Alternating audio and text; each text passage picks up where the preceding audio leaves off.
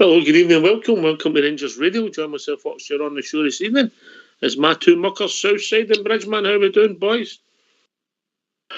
Evening, Oxshire, evening, Bridgeman. Good evening to everybody listening in this evening. Hi, pal, great. Good magic. Man. Can I just say a huge good evening to you two guys? Massive good evening to the guys in the lobby and to all the Rangers fans that are listening in all over the world. Only two sleeps to go and we'll be there. Welcome to Rangers Radio.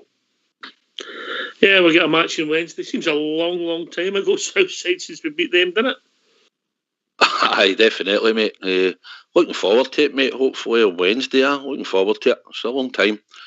So aye, something to look forward to on the show tonight. I'll hopefully get people in talking about it. Bridgeman, what's your thoughts, mate? Two sleeps?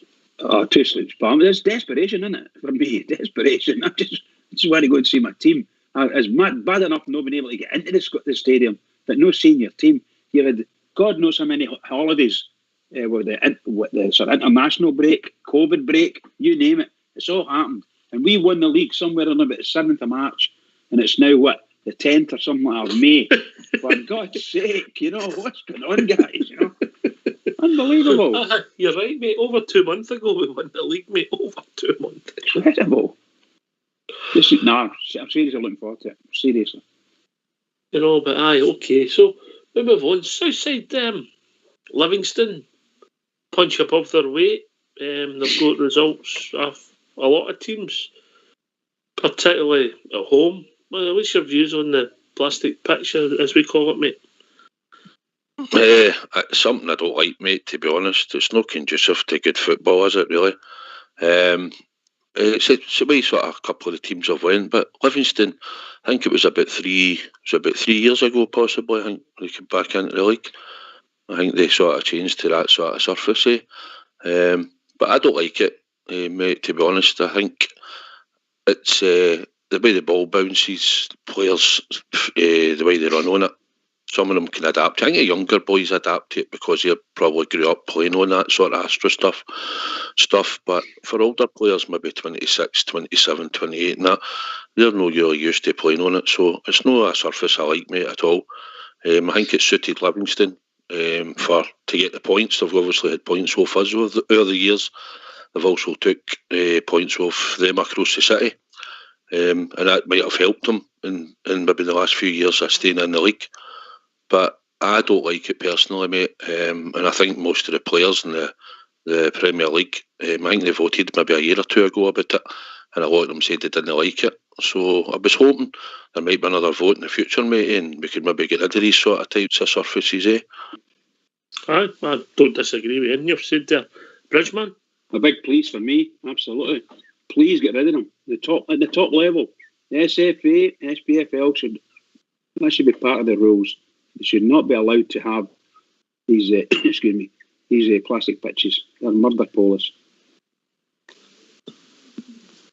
I just don't. I don't remember seeing a great game on any of them, mate. If I'm being honest, Kilmarnock, Hamilton, or Livingston's. If I'm being honest, mate, and even Falkirk's. I can't remember seeing a good game on them. Southside. I think it's the way you look at players. I mean, you watch them most weeks on the grass. But I mean, obviously, this evening, if you watch it on the telly, you see the way the players run and the way they control the ball, and the way the way the ball's going to bounce on grass. But on that type of surface, they always look a bit more clumsy. It looks like they want to get rid of the ball quick. I want them, if they turn sharp, I've seen injuries in the past, and I know there'll be arguments where they say, well, there's not a lot of injuries on these types of surfaces, but there has been. But when players turn sharp on these types of surfaces, even if they're wet, if it's raining, I think it's more slidey. Sometimes they say they absorb the rain, but I don't know. I don't think so, mate. I just think there's a slight wee slush sometimes underneath certain surfaces. Obviously, some are better than others. But that's just the way I see it, and I just think it doesn't make for a good game of football. I just think in the top flight, especially like Bridgeman says in yourself, it should always be grass. Again, I don't disagree with you, mate. Bridge? Well, a minimum standard, I would expect the SPFL and the SFA to come out with a minimum standard. At the moment, I don't know what the standard is, but they really should come out with a minimum standard and assist some of the clubs to get it to that standard. and then it's up to them to keep it going if that's necessary. But easy to say for us, you know. But if you're allowing but the strange thing was, mate, Livingston had a perfectly good pitch and ripped it up when they got promotion to the top flight. Yeah, but they're using the pitch for the public. They're making some money out of it. Surely that's more relevant in the lower flight when you don't get so much revenue. 100%, pal, 100%. What I'm saying is when they come up into the top league, they shouldn't be their pitches should never be open to the public. In my opinion, they shouldn't be open to the public like they are now. And if they're going to do community stuff, they should have another pitch close by, wherever possible, to bring that in. But the main pitch should be left alone. They shouldn't be killing it. And obviously, Kilmarnock there, Hamilton, Livingston, they use the pitches a lot for the community, and there's got to be some assistance for them to get away from that. I don't know how they're going to do it, but I wouldn't allow them in the league. I wouldn't allow those pitches in the league. No. Just from memory, Southside, was there any games called off at Livingston this year? There's been one. There may have been one for. I know there's been one for Frost. I think there's been one for a waterlogged park. Sort of defeats the purpose, doesn't it? I mean, don't get me wrong. I mean, I'd be surprised. I think the criteria is you let certain sort of kids groups or whatever use your park during the week. I'd be surprised if that's used as much as they say or as much as it's meant to be used, where they'll probably get a grant or a funding for it. And I'm not against it. Obviously, if you can get that type of money and it helps and they were promoting it, it's good for Wednesday to go in and learn and do whatever. But when you're playing in the top league, I just think, and obviously a lot of the majority of the players are against it, then I think if they have another vote soon, or it's something the club should look at and push a vote through and say, here, it's time we get back to playing in grass in the top flight, definitely. I would suggest that they've been, shall we say, or Rangers have been very unlucky with playing on these pitches. Some of our better players have picked up injuries while playing on them. And it's quite sad, in my opinion, when you get quality players playing on something that their body is not used to at all. Nothing like it, you know. They're well playing a red ash pitch, you know, or even a black ash pitch where I'm at. But seriously, it's not right, you know. So for me, get rid of them as quickly as possible. Get rid of them, and if the clubs don't like it, go away. They brought out the conditions. Remember, years ago, they brought the conditions that you had to have a stadium and it had to be a set standard, set number of seats, and so on and so forth. And the clubs did that. They made that work. Now they can do the same for the pitches, definitely. Yeah, okay. All right. It'll be good to hear people's thoughts. It'll also be good to hear people's thoughts how important going undefeated is for the rest of the season. Southside. I think when we get to this end and there's only 2 games to go, it's a massive incentive now, mate. But when I started this season, Ox and Bridgeman, it was just about winning the league, you know, and that is achieved now. So obviously this is the added bonus. So it'd be good to get. I think the game on Wednesday is probably the trickiest one out of the 2. I mean, I think we'll take care of Aberdeen on the Saturday. So I think Wednesday's the trickiest game. So hopefully we'll be bang on it on Wednesday and we'll get a win. Yeah, that's a must for me, guys. We must win. We've got to win. As long as we don't lose, I guess it's okay. But if you're looking for anything, you need a win, and that gives you a huge game to play. And not that you need it to be a bigger game than Aberdeen, but let's put something to get in there that we can win. As a team, we can win this. So we win the last game, go undefeated, and shall we say, score up 1 million goals. You know, and that's what I'd like. I'd like to do that. Because we could get to 100, 102 points. We could get. It takes us up. I think it's important we finish. Yeah, I think it's important we finish in style now. I would like us to win both games. Absolutely. It would have been the end of the world if we drew against Livy and then went and beat Aberdeen. But I would still like us to go and win both games. Bridgeman, yeah. 100%, yeah. I'd also like us to try and beat Chelsea's record of the goals against. I said that a number of months back on here. We had a chance of beating it. I think it's 15 to go. Okay. So that's something we should target as well, I think, you know, be a record. Is that this season? No, well, that's their record. That's their record, this man. Yeah. Aye, they've held it for a number of years. It seemed like the best record in Europe for goals against. I think we're maybe on 13 against.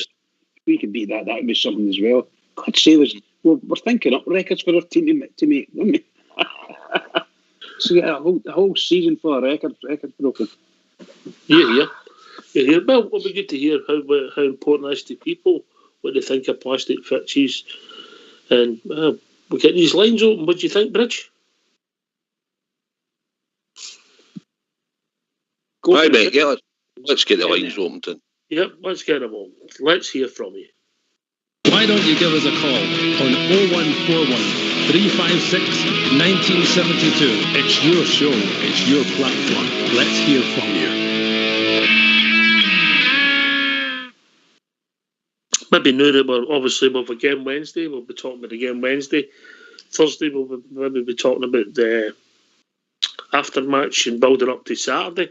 So also let's hear from you maybe now that we're coming to the end of the season, your thoughts and your thoughts on the season. Southside, it's a big question for a lot of people, but let's hear what people are thinking now.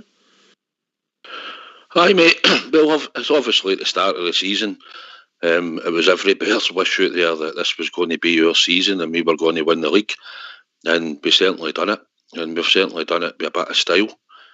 So I mean, like we said, we were all anxious at the start of the season. We all had our own thoughts on it, and we've all went through the journey together this season. So it'd be good to hear people come around and see what they think now. You know, now we're just 2 league games away, for hopefully maybe even going undefeated.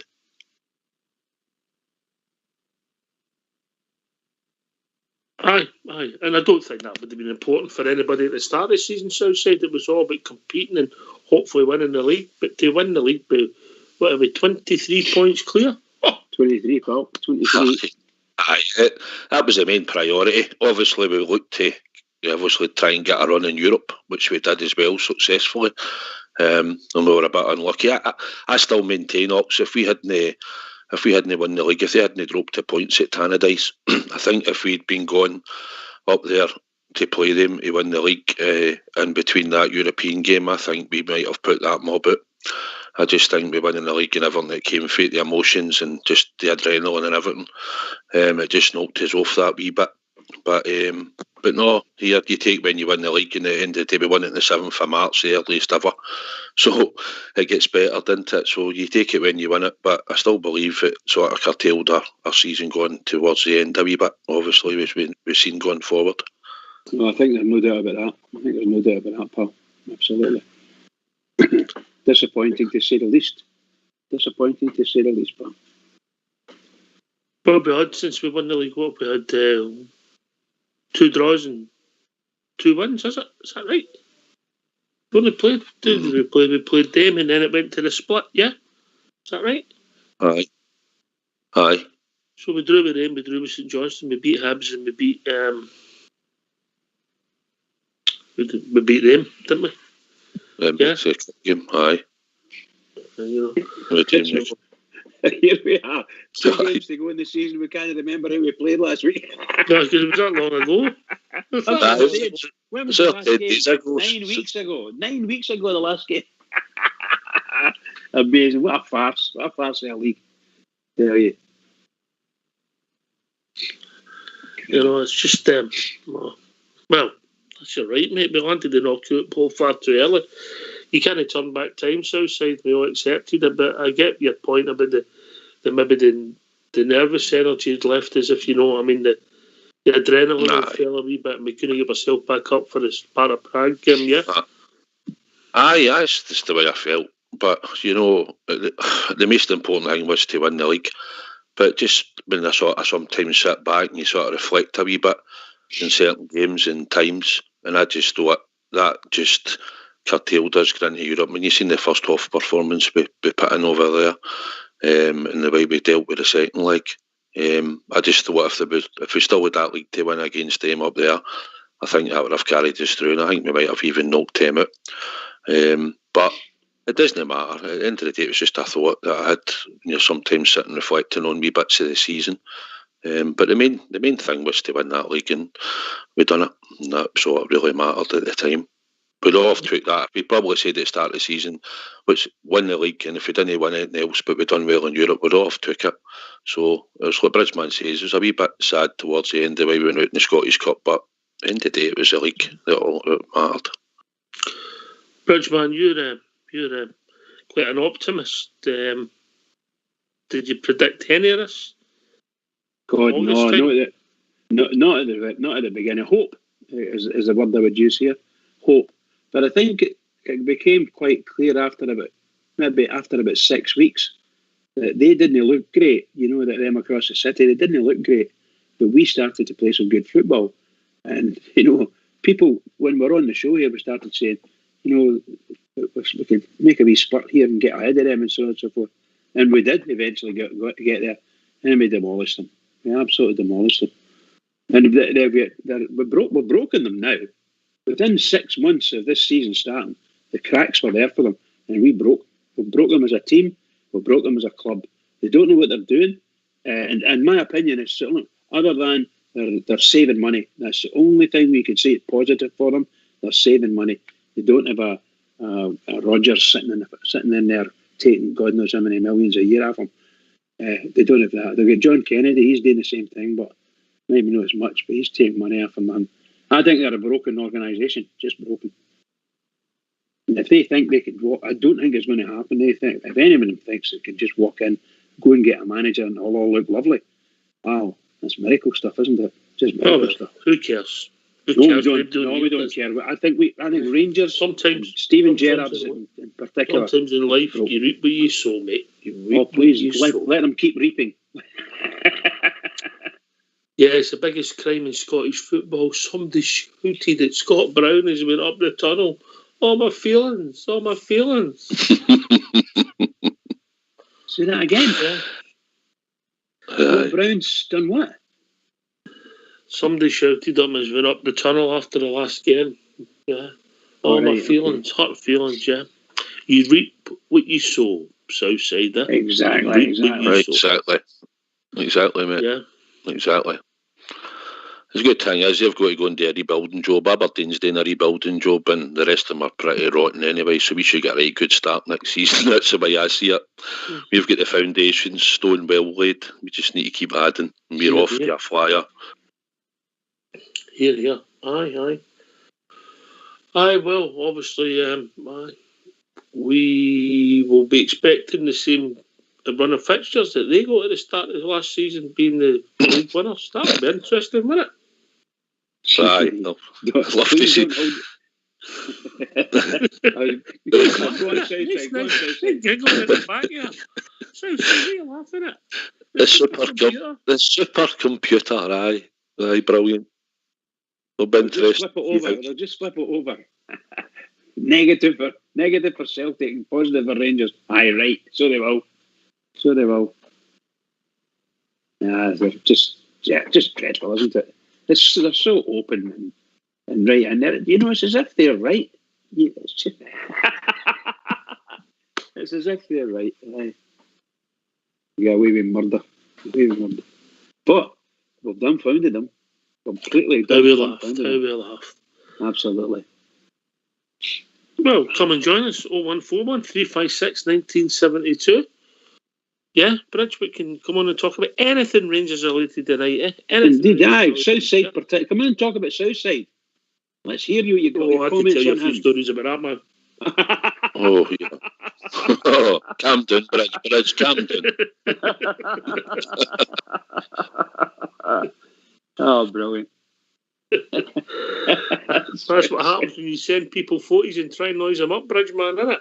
Shocker. I was trying to show him. I was just sending him a wee photo and he could pick the seat out. The jealousy was pouring out of me. The envy was pouring out of me, I'll tell you when I saw it. I seen that with the text I received back, Bridgeman, but I had a chuckle. My young sister living in Australia, she sent a text out to most of the members of my family, and it was a photograph of all of our family. The last time she was over here, I had taken them all up to where you were. Is it Bar 72 in it? Took them up there. Argyle House. So up to the Argyle House, and we were sitting around the big table, and a lovely family photo. She sent that over. Wee reminder for everybody. A wee reminder. And it was nice, and I'm thinking, Bridgman took the picture just as a bill came in Southside. You know what I mean? Oh, brilliant! That's brilliant. Oh, it's fabulous. It's a lovely place to go. Was that the bill? Just give that him. I'm taking this picture. The oldest member of the family, they can take that, you know. They took the bill, but they held it there. Never paid for it. Bruno was left with it. Ridge was left with it. Pay that. No, I took them out. Just beautiful place. Anybody that's not been there for a meal with their family or for a special occasion, it is for us Bears Southside. It is something that's it's worth a visit, isn't it? Aye, if you've not been up to the Argyle House, then aye, definitely worth a visit. Obviously, you can get the lift up and that. The stairs you can walk up. There's some photos as you go up the stairs. Or if you're coming down, they've got some photos of the managers and players and stuff there to view. But aye, the food's very good as well, mate. And it's reasonably priced.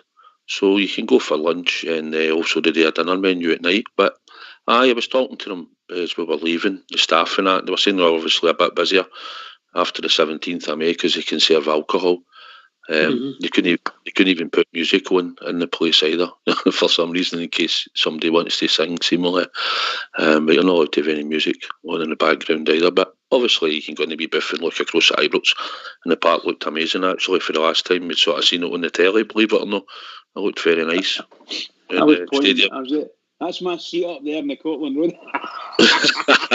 That's a picture of the road for you, Bridge. My older sister says, "What wine is it?" Thousands and thousands of them. Which one is it? She said. Sisters, I always do that to you, so they do. Been a beautiful place. I've been up I was up there with Foxy and Jim Hanna and a few others. And the smashing meal in there is just lovely. And we were sitting in that wee booth thing, you know, looking out over the pitch, just beautiful. Well, lovely scenery, lovely. I've just been sent a text, from Mr. S. Skipper. Not for the first time, all the family had to gather at a big house to visit Bridgman. Very good. That was really good. Smashing.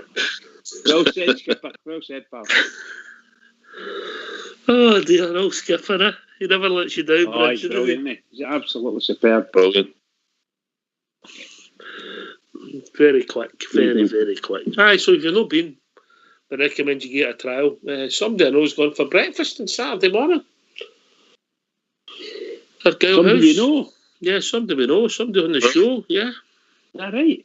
Mm-hmm. They're going for their breakfast? Mm-hmm. Oh, Saturday morning? Mm-hmm. All right. Aye. Just thinking. Aye, just thinking, are you? Early breakfast, is it? Or is it sort of 10 o'clock, 11 o'clock breakfast? No, I would say about 10 o'clock, I think. 10 o'clock, Might be something else on that day, maybe? Something might be happening that day, aye. Is anybody else invited? Yes. Oh, boy. Yes. Anyway. Right, come and join us. Come on. It's a phone-in show. Come on and speak to two Rangers radio legends, Southside and Bridgman. Come on. Southside, you've been on the show this season, roughly. Have you enjoyed it? Aye, mate, I have enjoyed it. It's not something I thought I would actually have done, to be honest. But aye, mate, I've enjoyed it. And it's good to hear the people that phone in. You feel like over this period of time, mate, listening to them, sometimes you feel like you know them a wee bit, you know, although you don't really. To be honest, you know. But I've enjoyed it, mate, and it's good. Obviously, I just come on and give my opinion. Not everybody's going to think I'm right, but I give my opinion, and I hope. And I'm just the same as everybody else, mate. Just a passionate Rangers fan that loves the Rangers, you know. We come on here to give our opinion because we've more chance of being right here than in the house. Well, that's definitely domestic goddess rules, don't they? You know? Oh boy, don't tell me about it. I'll tell you. Don't ask me about that. Well, this is of course, we're all in the same boat. Eh? Mate, say a happy women's a happy home, but that's about the mighty saying it. Yeah, what would I do now the last week? You get what you deserve in this life, big man. It's the truth. What's the matter with you? What are you watching on that? Pull my computer and I'm watching it YouTube. Just watching YouTube. Don't worry. And then she looks there and so she's all the Rangers game. And, oh my God! Trying to keep you away from football to us, you see. It's true, but we're sad, really, aren't we? Oh, I have to say, when it comes to these things, most assuredly, I'm very sad. Very, very sad. What do you think, Bridgman? If you think back to your youth and you're growing up, you can now sit and you can press a button and you can watch all these old games. It's marvellous entertainment, isn't it? I think it's wonderful. Absolutely wonderful. And it's your choice and it's all there for you, you know. It's wonderful, really.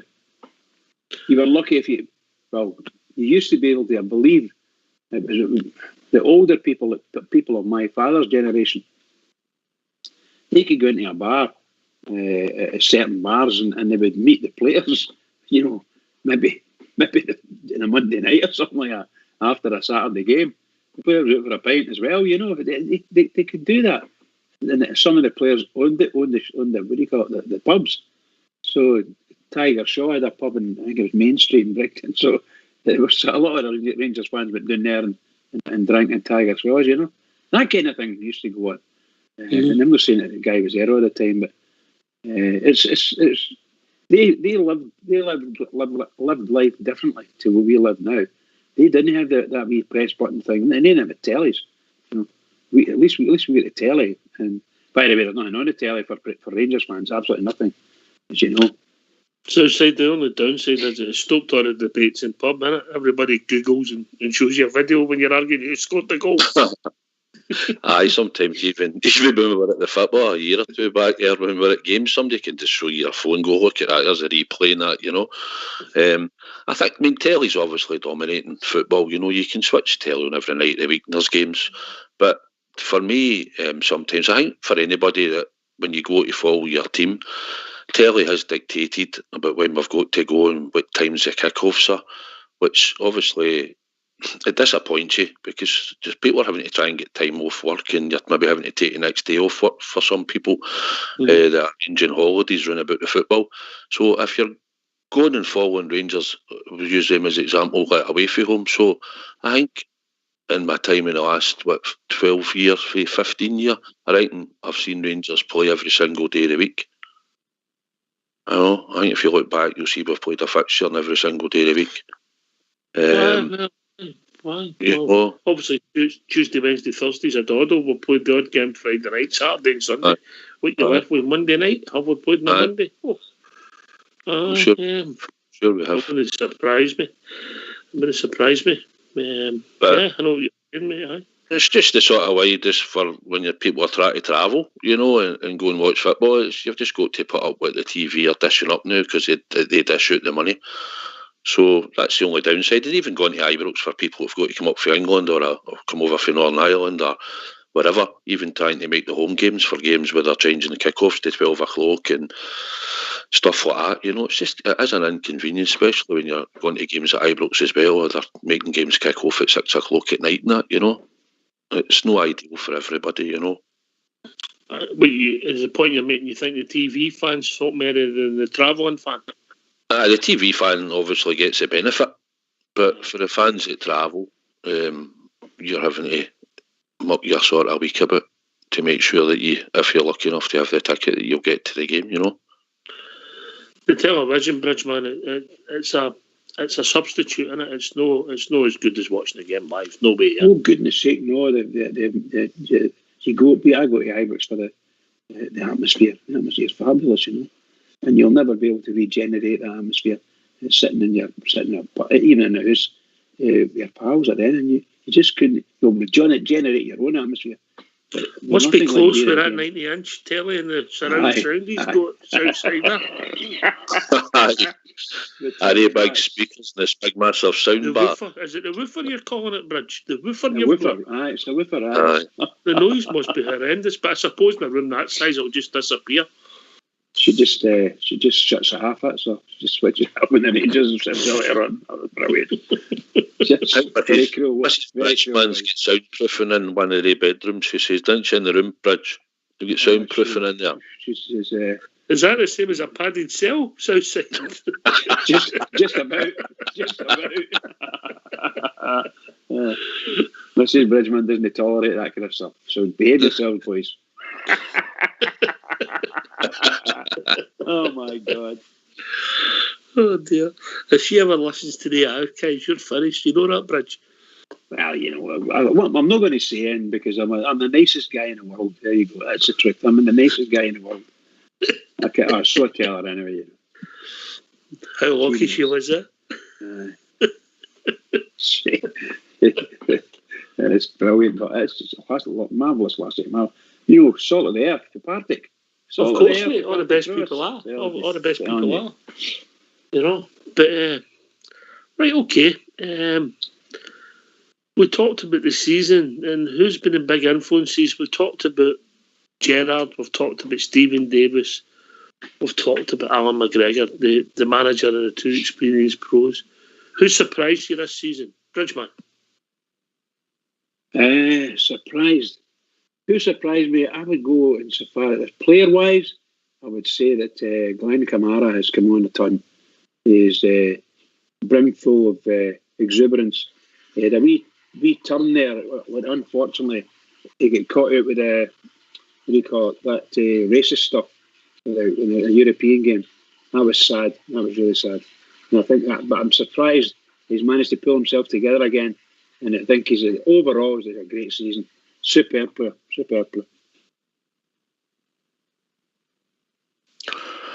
What were you saying? Surprised me 100%. Connor Golston. All right. Okay. I think he's playing out his skin this season. So he certainly surprised me. I think Joe Aribo, Glenn Kamara, Borna have all become sort of better players. Even Tav obviously has improved with his numbers this season. Start he had phenomenal. But he's made a big difference to the players. Alfie's obviously grown and got better. Trying not to leave anybody out here. I think Kent's added to his numbers. A lot more. I think he had a wee drop in form probably between, if we think back, around about December time. Around about December and sort of middle of January. Sort of had a good performance up at Aberdeen, obviously, after the Celtic game at Ibrox, but he was sort of not playing as well. He'd been busy, but not actually doing anything at the end there. He had a wee spell where he was struggling, but he's certainly come on again towards the end of the season. But I obviously got better consistency-wise, so they're the ones I think that stand out. The ones that we've not mentioned, like McGregor and that. I don't think you'd be wrong. You'd be shocked that Golson was somebody's wee consistency, but even Tavernier, the fact that he's maybe improved, that's actually shocked me, Bridgeman, if that makes any sense. And I'm not being negative towards Taff. I just didn't know if he'd another level, and he did pick it up for that period just before Christmas. Absolutely, pal. He had a tremendous first half of the season, most assuredly. I think he scored 16, 17 goals or something like that anyway, and it was the top of the world. And really and truly, a real athlete at the top of his game. That's what we were seeing with Krutov. And unfortunately, he's picked up that injury. Maybe a wee drop in form, and then he's picked up that injury, and it's continued. But I really liked what he did in the last game we played there against them. He was very, very good. He seemed to be getting back to his best, to be a bit of exuberance. He put in some lovely balls into the box, which we're wanting him to do. That's his. I dare say that's his forte. I don't like him taking his free kicks at the moment. I don't think he's got the eye in for it yet, but He's still a fabulous player, and unfortunately for injury, but very, very much improved. I mean, he stepped up another level, and that's for sure. All right, it's a phone-in show, so we need you. So let's hear from you. Why don't you give us a call on 0141 356 1972? It's your show, it's your platform. Let's hear from you.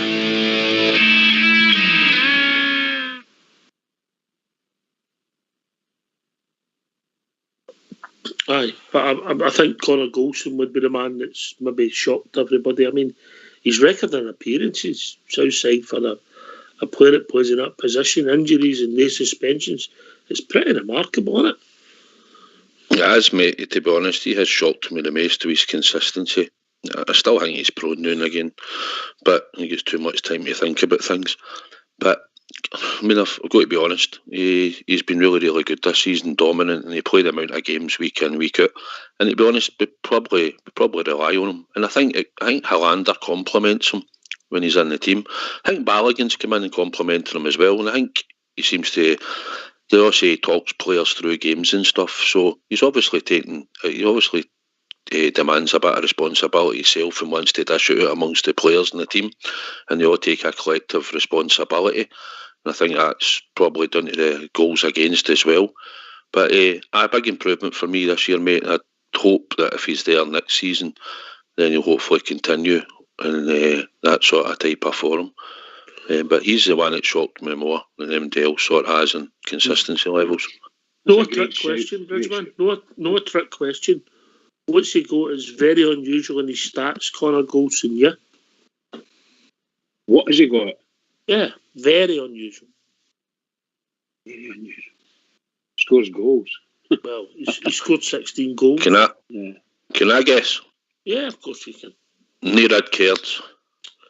That's, for a centre-half, the fact that he's not got a charge sheet is very unusual, as Bridgman will testify to. Right. And that's not the point I was trying to make. Bridgman, you want an hour go? I can't think of anything. Seriously. I'll agree with you anyway, that's for sure. 160 appearances in 3 seasons. Wow. Yeah. Southside, never 54, missed. 52 and 54. And not one substitute appearance amongst them, on or off. That's a brilliant stat, by the way. Absolutely excellent stat. What appearances for Rangers have had? Good appearances for the team as well. And if you compare that to the Derry Donkey, when he came up, he came for the same, not came for the same team, but he was a Brighton player at the same time as Golson. So I think Golson's been a tremendous player for Rangers, and particularly for Steven Gerrard. He's moulded him round and moulded the team, starting to mould the team round him. Fantastic stuff. What a servant he's been. What a servant. Good shout there. Yeah. So that's exactly what he's done, Bridgman, isn't he? He's made him the right-hand side defender, and he's stuck by him.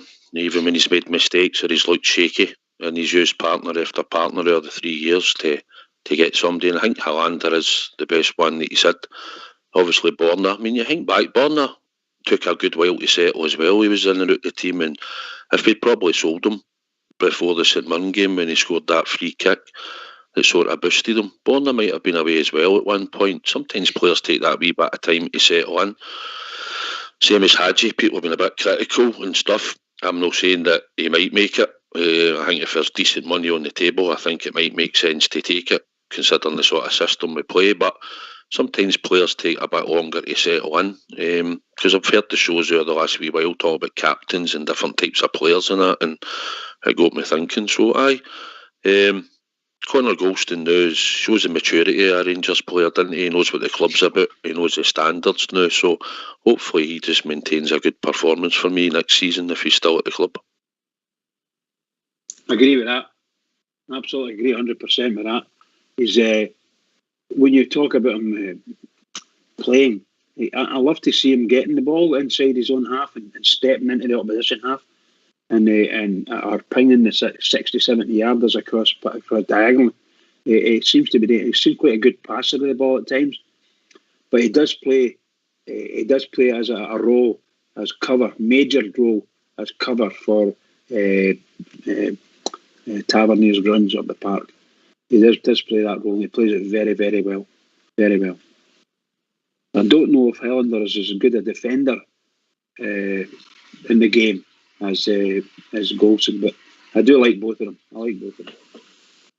I think Big Helander's the more natural defender of the two, you know, thou shall not pass sort of defender, yeah? I think I wouldn't disagree. I think I think they complement each other, Ox, you know.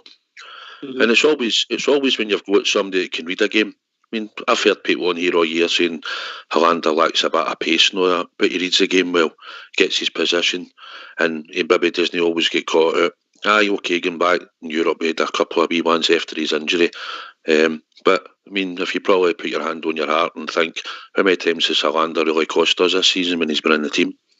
You know, he's been pretty steady, you know, all season when he's been in the team. Don't think he's played in a losing team, mate. No, he hasn't, I don't think, but when you maybe look at obviously the St Johnstone one went half injured, but he wasn't on the part when we lost in penalties, you know, so you can make stats mean anything, you know. It's like we say, I mean, it's like we say, same with our two fullbacks. They're good going forward, to put in good crosses, they can go to a number of goals this season. Sometimes they get caught out defensively. But do you know what? You've just got to take the good with the bad sometimes. You'll never get that complete player, and if you do, he's worth a fortune. So sometimes you've just got to go, and I accept that now and again we'll get caught out in the full-back positions, but for what the gee's going forward, while they're still at the club, then it obviously benefits us, and it's certainly done it this year in Europe and in the league. Yeah, they're in plus, aren't they? For the positive performances. Aye. Yeah, definitely. Would you agree with that, Bridge? Yeah, I do indeed. I also would say that Helander, I thought, seems to be very popular in Europe, from a European area. People appreciated what he did when he was playing over there. Banning's been fantastic for us, and you're right. Statistically, this season, he never lost a game, isn't it? Is that by the way? Is that only for this season? Or is it? I'm just gonna. I'll make sure before we open my mouth, mate. I'll just check, mate. Philip Helander. Let me just get it. If you bear with me, is that all right with you, Bridge? Aye. It was just something else. It was just something else when you looked. Helander. Right. Okay. He's only played 48 games for us and one of sub games played.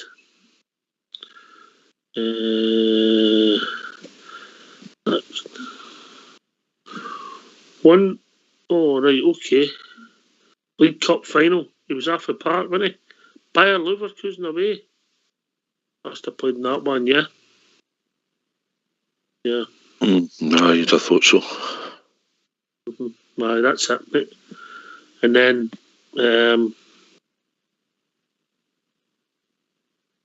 Young Boys, he was there. Maybe it's maybe it's league games.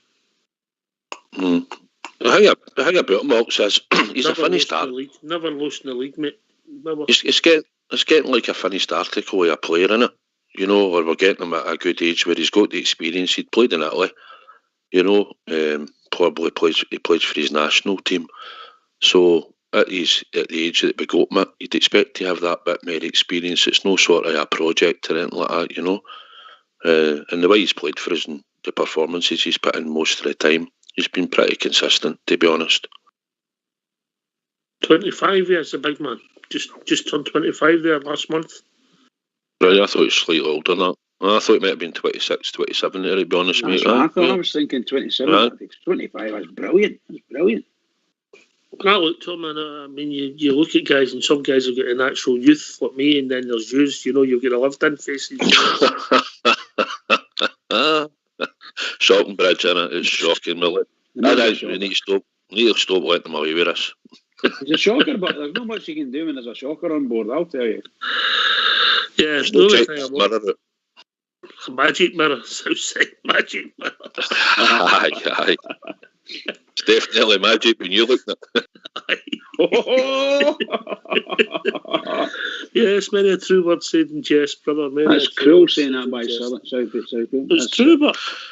Right, so factual. But He's only played 48 games in 2 seasons. So Big Box has played about 100. You know? Aye. But it's like we say, I just like that left sided. Brian Bridge is the same, and you'll be the same, Ox. Most people out there should be the same. You want a left sided defender playing left side. It gives you the balance of the team.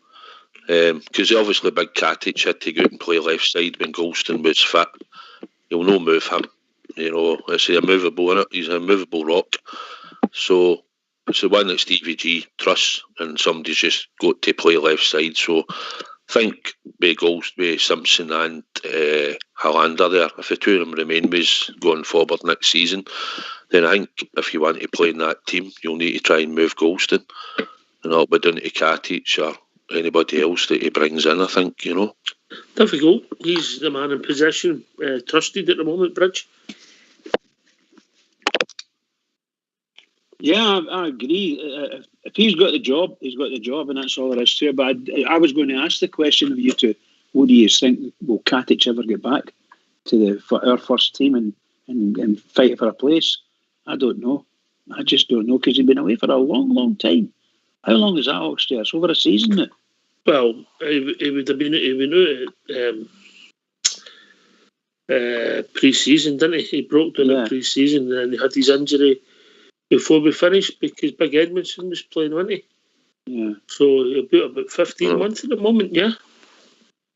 Wow. Yeah, I'll check it out for you exactly when his last game was. Sad. Speaking about Edmondson, I see he was playing for Derby at the weekend when they managed to get away from the relegation thing, you know? Yeah, Waghorn scored 2, mate. Oh, I did like him. I did like that Waghorn. I thought he was a great build for a centre forward, you know. I think it's like Edinburgh, innit? You'll probably just have to see how he comes back and gets back to training, and obviously the mental side of it. But there's probably no reason why he'll not come back fit and strong. I didn't think his passing was that great when he was in the team. You know, I didn't think he was that great passing the ball out to Barisic or that, his control. But I thought he was good in the air, obviously in our box and in the opposition box. I think he's full of heart. He's got a bit of pace about him. It's like, again, Bridge, you want to play a right-sided player playing on the left when you've already going to have maybe, if they two stay, nobody comes in for Hollander and you've got Simpson. So obviously one of them's going to fill that shirt on the left-hand side. So it means if he does come back, he's got to try and move Golston. I think, you know, he needs to go and play on the right as far as I'm concerned, you know. I don't know what you guys think, but that's just my opinion. He never looked comfortable on the left, did he? Oh, he's getting. I mean, we only use it for standing on, really. And you've seen with some of his, when you're going for a tackle or you're hitting the ball low on the ground and things like that, these are different things. But when you're watching for a ball coming, and a lot of the balls were coming high, so maybe waiting on a bounce and then smash it. But if you're smashing it with your left foot and you're not used to it, it can go, nearly always goes out the back, you know, nearly always. That's the only thing I found with Katic. I used to wonder what he's not doing. Is he not training properly? Why can't he place the ball, pass the ball with his left foot? But you see the difference when you bring Hollander in and he passes 35, 40 yarders up the pitch, up to Rebo and company, you know, and finds her feet. You know, it's brilliant to see. Brilliant to see. Connie, go Sushi. Sometimes as well, Bridge, when the ball get played into the left-hand side channel, when Katic was defending, he would probably slide. Normally when the ball was trying to cross the ball, he would slide with his right foot and try and block it. Whereas obviously, if you're left-sided defender, left foot, when you're sliding in there, you're sliding in to take the ball and put it out for a throw-in. Whereas he's sliding in with his right foot, trying to block it with his sort of calf.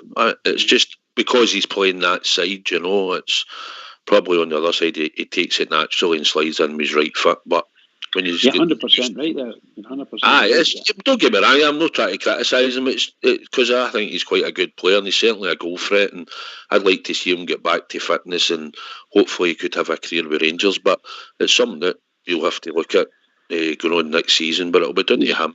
But I think if he comes back, he's got to go right at some point. There's no point in playing. He's got to go. He's got to fight. He's got a big fight in his hands to get back into the team. And by the look of it, All right, gentlemen, we've been joined by the one and only Bob Jar. Evening, Bob Jar. Evening, lads. How you doing? Good discussion Bob about Jar. his back four. Hi, Bridge. All right. I'm going to be nice to you tonight, pal. There you go. Get your night off. How you doing? I'll tell you what. Read your contract, No, Bob Jar. every time I do this wee dog appears. Right, out you go. Hang on, I'll throw him out. Well, every time I'm on Rangers Radio, you appear.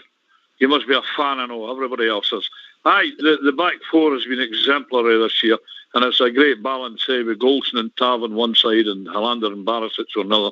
Two totally right-sided players and two totally left-sided players. The one bad game I think that Hollander had was that night in Lisbon, The three draw in Lisbon. We're all out a bad game. I think your back four has got a really good balance about it, and I hope Hollander stays. Because, like Southside says, I didn't see Katic falling in that left-sided central defensive position.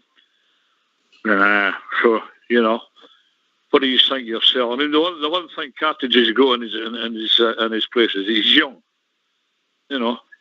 He's young, so we'll see in the future. It's good to have there anyway. The quality of defensive back four we've got at the moment, exemplary, really good. Well, world-class goalkeeper at their back. Happy days, boys. Southside. Aye, it's 100% what Bob Jar says. That's what we're saying, Bob. I mean, obviously he's right-footed, so people will say, he should be able to play left or right, but, I mean, come on, Terry Butcher played left side all his days, If you're left-sided defender, Danny Wilson played left-sided defence and that. You can get by. Balogun's been shifted out to the left because Golston plays right. But the natural balance that you look for somebody like Hollander, and obviously we'll see if Jack Simpson forces his way in time or whatever, but he's left-footed as well. So right. I'd like to think that most of them will play. So if Katic or somebody else comes in, or we buy another centre-back, I think you'll have to be a right-sided centre-back. I think that's what he might look at, unless somebody's maybe gone and he's going to bring in another left-sided defender. We'll see. But just when we're talking about it now, same with Edmondson. If Edmondson gets a future or comes back, George Edmondson probably has to play on the right-hand side as well. So he's going to have to fight, if he's there, Katic or MD else or any other defender. That's what we're saying, Bob Jar. That's the way it seems to be. It gives you the better balance. Aye. Yeah. Like you say, it's perfect at the moment. With the two right side and this bloody beast on the left side and all with Hollander and Burner. And I've had one criticism, Bob Jar. Tav, Burner, they're athletic. They got them down the pitch. Golson, Hollander, if that's my first choice, I think we'd all agree that's potentially my first choice at the moment. Absolutely. Just between the four of them, just lack just a wee bit of pace. That's been ultra critical. I think we've only lost 13 goals in the league all season. I think Bournemouth's defensive quality has come into question a wee bit. Ox, you don't think so yourself? I don't think he's a great defender. No, because I noticed at the Forest end that Nanek was getting by him once or twice. Hang me. On you go with the chat, boys. I'll be back in a minute. I'm here. Don't worry. All right, mate. No bother. I'm sure he'll be back in a minute. I think he's fair about Bonner. He's more comfortable going forward than going back, Bridge. Yeah, it's for everybody to see. For everybody can see that. He's far more comfortable from like 30 yards out going forward than he is from 30 yards back trying to get back. It might be a weakness in his game, but we can't complain too much. He's done great stuff for us, that's for sure, on the left. But mainly with his crossing, he's just brilliant. The thing about it as well, Bridgeman and Ox, when we're playing in Scotland every week, so we're on the front foot, we're going at teams week in, week out. We don't get tested that much in the Scottish Premiership. Even when teams have created chances against us, I've no took them. But in Europe, it's a different kettle of fish. We go into Europe, and usually if you're no on it, you get caught out. We've seen us lose goals, silly goals and all at times in Europe, but you get punished in the games because the players are better, they move the ball quicker, and like you say, probably criticism out the two centre-backs as they aren't blessed with the greatest of pace.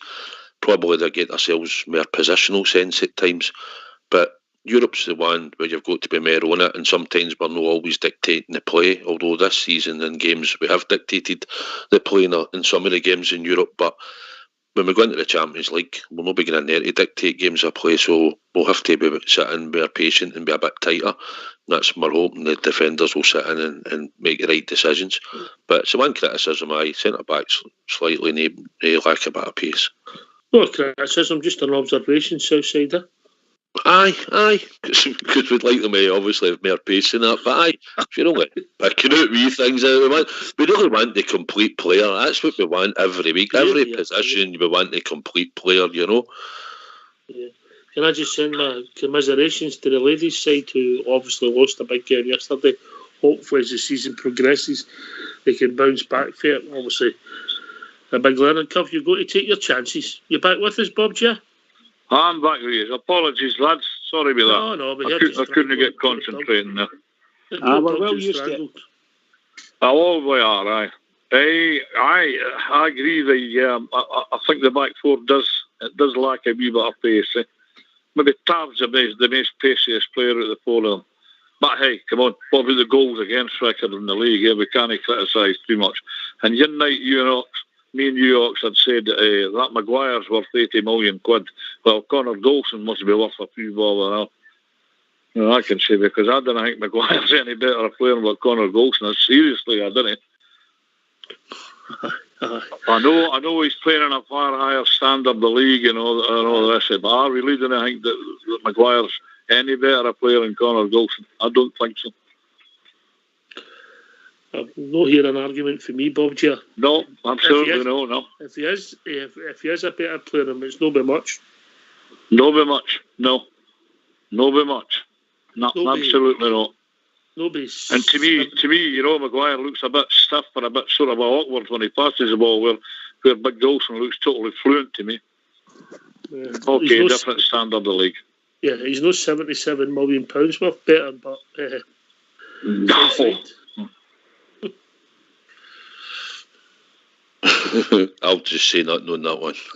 £77 million worth. Aye. I know. Anyway, we'll go about that team. 77 million pounds worth of nothing. That's a fact. What were you worth in your heyday, Bridge? Oh, what more than that? At least 80 pence. Get yourself a mute. We're going to have a tune.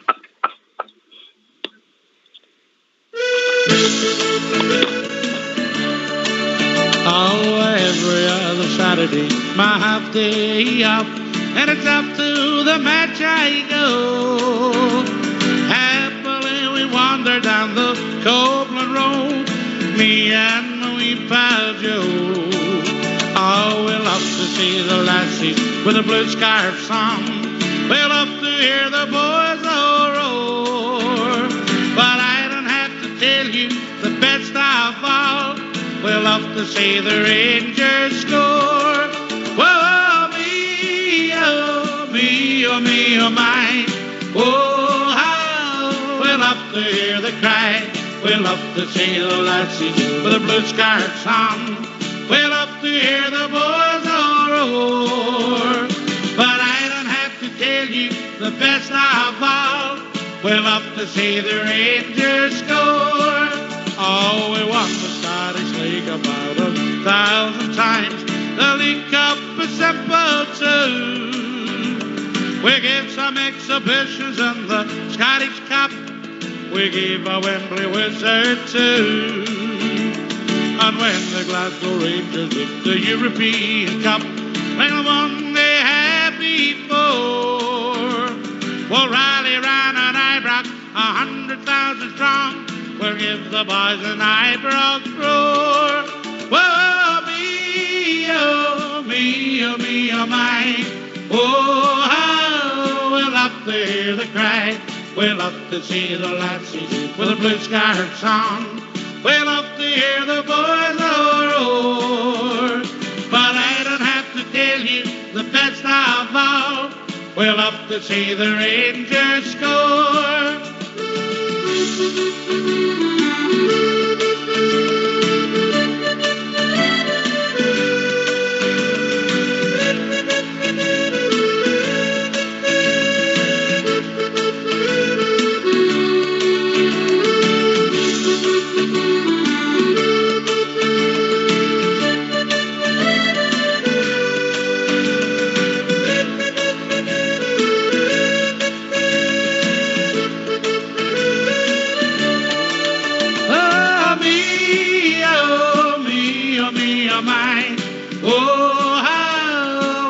Hear the cry, we'll up to see the lassies with a blue scarfs on.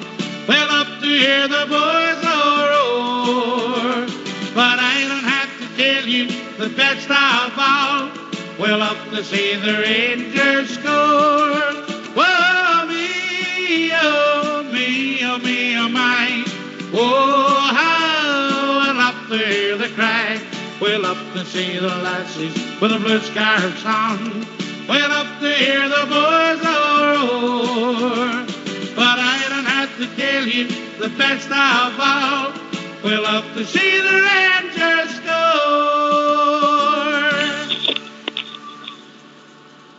Why don't you give us a call on 0141 356 1972. It's your show, it's your platform. Let's hear from you.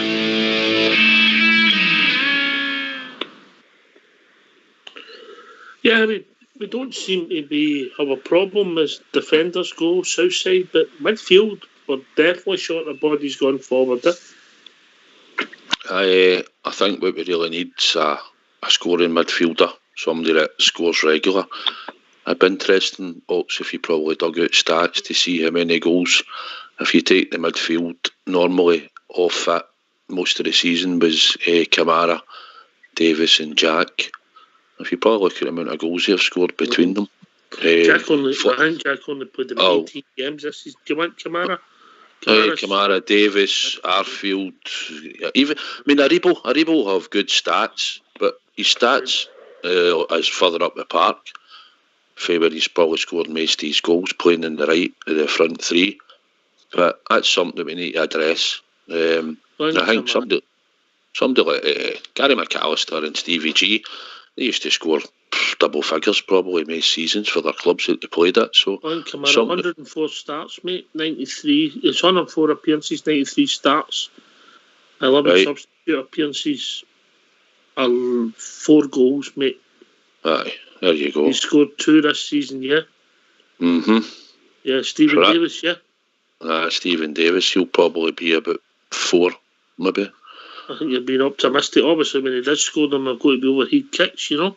Let's get that, and you get one against St Mirren in the Cup. That might be only 2 he's got this season, and thinking just off the top of my head, there might be another one in there. And obviously, Arfield maybe contributed with, maybe give him a benefit down and say he's probably got more than Kamara. This season, that one, Oxley, has got to be overhead kicks. I know. He's played 47 appearances, 40 starts, 7 substitutes, 2 goals, mate. Aye, so that's something that we'll need to get. That's 4 out of the 2, and they've been Scotty Arfield. Just come on. Scotty. Something we'll need to improve on going forward in the midfield. I think we'll need to get more goals for the midfield. Scotty Arfield, 25 starts, 19 substitute appearances, 7 goals, mate. Aye, there you go. Top goal scorer in the midfield, Scotty Arfield. I'll throw in Aribo for you. Would that help? Well, Aribo's stats will probably be... He'll probably have a few goals, but you've got to remember, he was playing up front in a 3. Probably. Aye. I mean, there might be a game where he's played sort of in the 3 across the middle, but he'll probably... I think Hamilton won it. He's sort of... We played a 2, we sort of played... we beat them 8-0, and he scored a couple. But aye. Aribo will be up there, but I think most of his games he's played up front more than the sort of 3 across the middle, as we sort of say. Just coming. But I get your point. I think we're a bit short for numbers in there, Bridgeman, myself.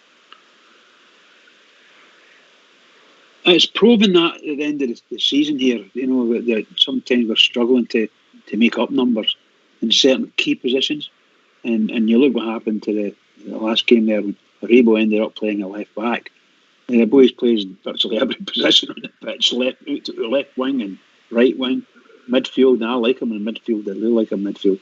But I do like to see him on the right wing, coming in onto his natural left foot and having a dig. It's fantastic to see. But to end up playing at fullback, he's very, very talented boy, very talented boy. And I don't know whether he's going to be that guy that could just jack in the box everywhere, you know, or to get a game. Or I want his natural game and he's in a natural position for him to be a completely huge star. That's what I want. But the manager's playing him slightly different, but needs must, you know.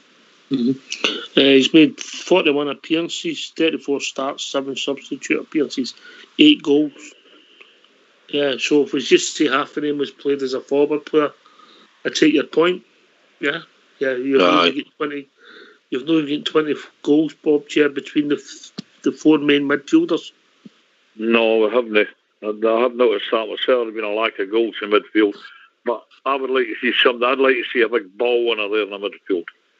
I would. Somebody with a really good bit of dig in them. They can take the ball and just roll it off to those that can play. I feel we like that. Harfield did it to an extent, and he was a wee bit of a purple patch before he got injured, didn't he, forget? And he would maybe a wade in with some more goals, Scotty Harfield, and plus Jack got injured. As you say, it cuts down on the bodies. But I would really like to see a big tough midfielder in there that would win the ball. Somebody like Harlock used to be a hero. You're not alone in saying that, mate. People think we need a ball winner.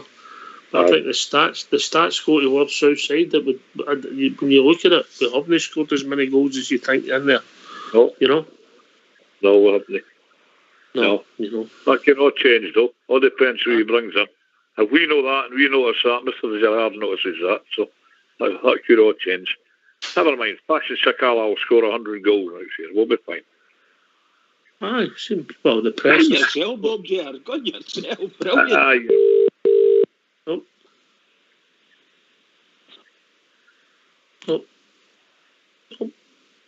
Oh, carry on, Bridgeman. Aye, Sakala. I scored again at the weekend. He's one of the ones that I think the manager's hoping is he comes in and does something. And Fudu or something like that, the boy that's who's he playing when he's out on loan? English boy that come up with Simpson. No come up, but signed on the close. Off the bar. That's him, right? So interesting to see how he comes in and gets. He's not been getting a game for Wickham, which is a bit strange, but there we go. Well, you know, I think the manager's thought to himself, well, we've got enough of whatever position that boy specialises in, and look at us now. Probably we could have done with him, you know. He might have got a game if he'd come up, you know. And showed his worth, of course, you know. Mm-hmm. Anyway, we've been joined by Andy for Leeds. Evening, Andrew. Good evening. Everybody okay, I take it? Aye, Andy. Aye, bud, you're right. Aye, on the midfield, I think we need two. I think we need a powerhouse midfield that can dig in and win. This is on the proviso that Jack don't make it, and then I think we need a guy that's going to contribute from midfield with 10 to 15 goals like we used to get back in the old days. That's a bad return, isn't it, from the midfield all up, goal-wise. So, you know, we're going to have to look at that department, especially if we're going to go on to, you know, strive to do what we want to do and hit that Champions League. You know, it's these modern-day football, well, in any football, it's, you know, it's key in it. Your midfield contribute, you know, goal-wise. So that would be my take on the midfield. I would say, what do you think we need? About 30 goals for midfield? Would that be fair? If you're looking to improve, would that be realistic there? On what we've got out the goal return from all of them, are we talking? Yeah. Yes? Yeah. Oh, yeah, definitely. Yeah. Well, look, if you could get that, or even 25 to 30, that would take a hell of a lot of pressure off up front, and, you know, it would it would balance it more, wouldn't it? You know, if you get what I mean. We would just relying on the top. But continuously told these days that it's a team game, and you've got running backs and all that are expected to contribute. Well, then in that case, then your midfield should be contributing more goal-wise. Would their argument be, Southside, that we can't score if we're running back to cover Tab and Borna? They're getting up to score. Aye, you can understand a wee bit in that, because you do know when the system plays and Borna goes forward, Kamara usually slides out and covers. But Kamara's been getting forward in games and we've had chances. You'd think somebody like him could probably get close to. You think they'd put a target about 10 goals each a season, yeah. But Stephen Davis is slightly different, right? He plays a deeper role, makes the game tick, plays the passes. But even with him, you'd think he'd maybe hope to score 5 a season, you know. But the rest of them, I think, midfield, you're thinking you should set a personal goal of 10 goals. We've got a right back that scored 17, all right, albeit a couple of penalties. But on the whole, he scored more than that midfield probably put together, you know, but you've just counted up. And Borna's probably done the same since he's been there. He's probably scored more goals than them, you know. So, it's something we need to add to the team. If a big boy comes in for Bournemouth, I'm not too fussed. He's not getting a game at Wigan. I want to see him. He'll come into your team, he'll train with us, get a pre-season, and then he can get judged properly. And there's Sakala as well. I had a wee look at him on YouTube, but I had a look at Zunga. Zunga never done anything that I seen on YouTube when he was in a Rangers jersey. So I'll just wait to see Fashion in the flesh, you know, and judge him myself. Because that YouTube, you know, it's a bit hard to watch, isn't it? You know, certainly Zunga didn't show up anyway, what I've seen on YouTube to what I've seen on the telly when he's been in a jersey. Big laugh at his highlights on YouTube. You think you'd have a world beater, wouldn't you? Good man. He's always on fire at the end of the season, Sam. That's when he scores most of his goals. Daffodil, Big John called him. Daffodil. Daffodil comes out early. Always come out in March, you know. It's interesting, but I do think we're short of numbers in the midfield, Andy. Definitely do, mate. I think we're a wee bit thin on the ground. Oh, definitely. I mean, it just shows, doesn't it, that injury to Jack and that, like, you know, and you get another one of them, say another one of them got injured, or we lost to Davis and all that, we would have been in, you know, big trouble. So I think they do have to look at two cracking midfield players there. You know, that can do the job that we're looking for them to go forward. You know, hopefully it does happen. Hopefully Jack comes back a better player and, you know, free from all these wee niggly injuries. You know, they found the problem there and he comes back, because there's no doubt in my mind, you know, and from a lot of guys on the feed and all that and around the various platforms and all that are now saying that how much they've missed him, whereas at the start of the season a lot of them weren't even putting him in their team. I did stick by that. I stuck by Jack from day one. How come we missed them if we went through the league undefeated? Well, yeah, but some of the performances in midfield, you know, at times have been, you know, or when we've lost various goals. I mean, Jack covers for Tavernier, as we've said before, and you know, he's all around the contribution when he's on and that, you know. Mm-hmm. You know, I'm not just picking out Jack. The reason we're picking out Jack is because he's injured, you know. We've lost less goals when Jack's been playing, not been playing, than when he has been playing. There you go. Then a little bit there again, you can actually make stats look like you actually want them to make. You know, exactly. Make them look, you know, I mean, it's easy to bend. See, YouTube and I was watching something on YouTube just to see what somebody was saying, and they said they used a line that I quite liked. Stats are like a miniskirt; you can use them to cover up all the good parts. Yeah. I like to remember that one. But just getting on that Maguire one, I know we're different off there, but he's absolutely rank rotten. You put him in Scottish football at the rigours of the way we played, and you'd see what a dummy he really is. You know, with the Scottish mentality running at it, he would be absolutely bamboozled. You know, that's my opinion on him. I mean, that's just he's an absolute jockey, a defender.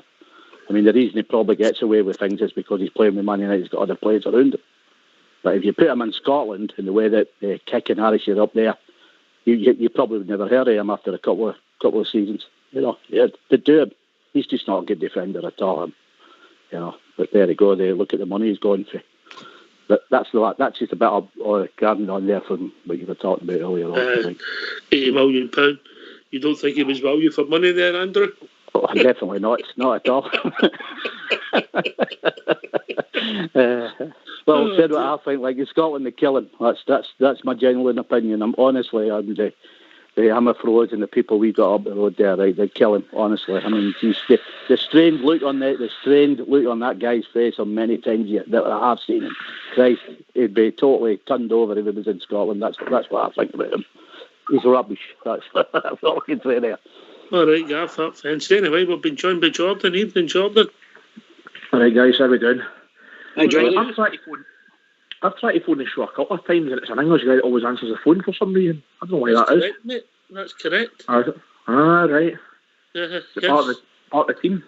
Oh, you saying that we can't employ English people? Is that what you're saying? No. I didn't know if it was some random guy in Glasgow. Jordan, what's what you're saying?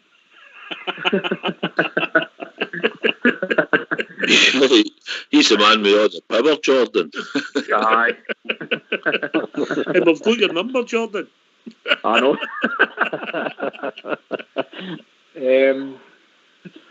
Don't dig any more, Jordan. Don't dig any more. No, I won't, I promise. No, just letting all the comments on Facebook and obviously getting ready for Saturday and the usual hating mob at it again, saying, "Oh, big bad rings are going to do this, big bad rings are going to do that."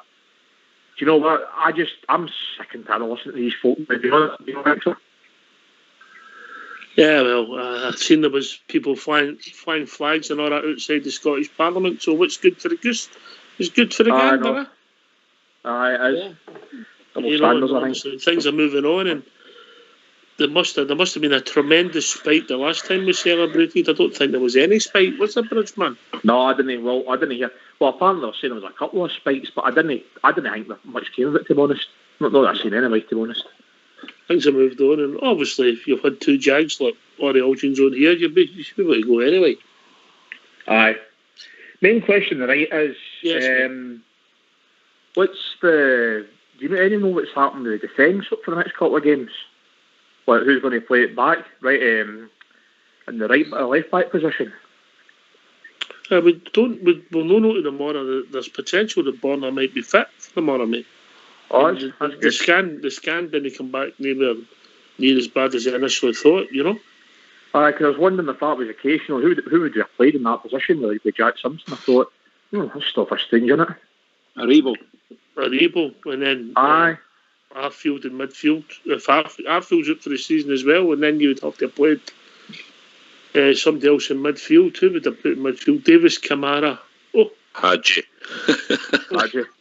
Aye, Hadji, I suppose they'd be, wouldn't it? Are any of the band boys ready to come back?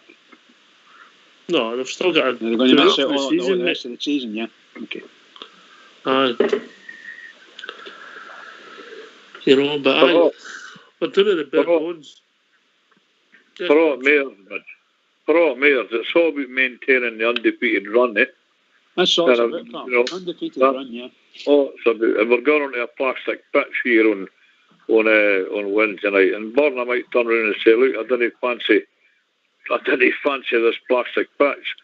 I mean, you can't be coming for him. And the boy's got a big tournament with his country to look forward to, and maybe Rangers will respect that, and you know, and put Aribo at left back, because as you say, it's all about, you know, protecting the undefeated run. The deed's done. We are the champions. We've won the league. So it'd be interesting to see what the team is on Wednesday night. But hopefully we remain undefeated, and when we go to Saturday, it'll lift the trophy. I think we've actually... I do think we are a wee bit, like you're saying earlier on there, Hawks, I do think we are a wee bit powder puff in the middle of the park. I'd love to see a big, strong ball winner in there. I think we're doing it the bare bones as well, Southsider. I was just wondering, maybe in the time scale, because I heard Stevie G saying I think it was a calf strain that Balogun had. I'm wondering if there's maybe enough time for that to have healed. I know you maybe be putting them onto a plastic surface, but just didn't know if he might have come into the team. If that was maybe an injury, we might have got back fit. But it's plastic pitches. They're murder, mate. We were talking about that earlier on. You know, they're not conducive to a good game of football. You know, and like you say, it's just the way the ball bounces, and a lot of players don't like it. So, but it's all about just maintaining the run. If we get a draw, we get a draw. But we want a victory, obviously. But it's just about maintaining the run and going undefeated. I think we'll take care of Aberdeen on Saturday. I don't see that being a problem. You know, this is the one that's more tricky just because of the surface and recent. Plus, a recent form there in recent seasons hasn't been great. You know. Can I come in there, Rob? Yes, Bob, Jen, on you go. But this is hypothetical, but it's possible it could have happened. What if we had a made the grade in Europe with some stretch in imagination? Had I got into the UEFA Cup final? Had I got into the Scottish Cup final? And now we've got all these injuries. You know, so it just shows you that you think you've got a big squad of players here, and you don't. You know, I mean, everybody gets injuries, I know that, but you know, you didn't. It would maybe have cost us ultimately. You don't know, as I say, hypothetical.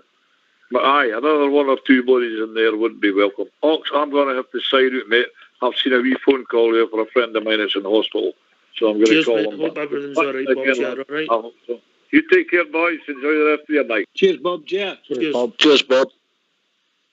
I think we're on agreement, Andy. We're a wee bit short of numbers. You might want a ball playing, you might want a goal scorer, but we're just maybe one or two short there in the midfield. Yeah, definitely. See Wednesday night, you see the boy King, is he a midfield player? Oh, he plays at centre back and full back, mate. So he's right. Well, there you go. You could throw that boy and you give him a game there. All right, I know, maybe in a plastic. I think he's right-sided, but mate. It's a right-sided. Okay, I was thinking that. Mind you, there again, they do swap around sometimes, don't they? You know, you can't play. If we're stuck for numbers, putting a Rebo back there, you could sort of move him up a little bit. You've got to be fair to the boy and all, haven't you? Oh, definitely. But I mean, you know what? It might come down to we've got to find bodies for certain positions, so we might have to. John McLaughlin might be playing there. Jordan, he's quite good on the deck, isn't he?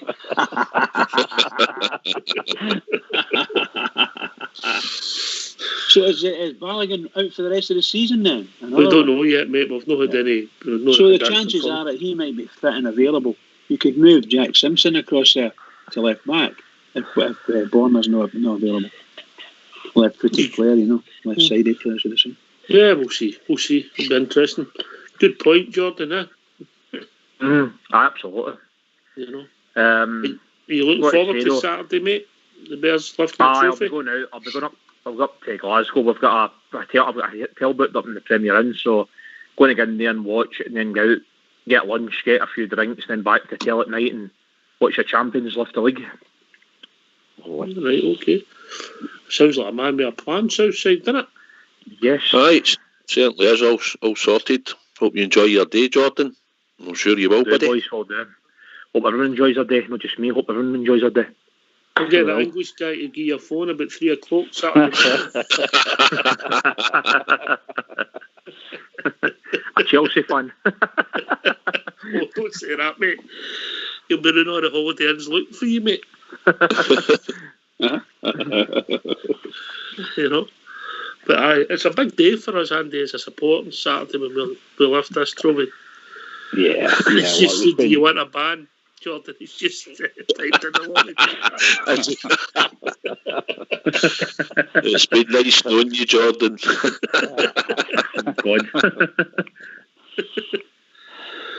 Andy, it's a big day for a supporter. It's a big day. Of course it is. You know, for all we've gone through for the last few years, it's a combination. Whether we blew out the cups or no, the combination is that we stopped what they thought they were going to get, and we stopped it in a good fashion. You know, we absolutely watched them crumble in front of our eyes, and I think that was impacted by us. And obviously kept winning games and not dropping points, and you keep doing that, it puts pressure on your challenges, and that's what we did. And put it this way, we played there 5 times this season, and they'll not beat us once.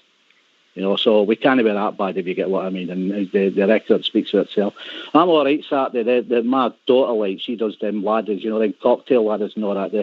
They're trimming all the house up for me with the flags and getting me a load of beers. They've all got Rangers emblems on them and all that. So I've got a big day planned. They've put a bit of a day on for me. So I'm quite looking forward to that, and if we can get. Will you be joining up with your brother?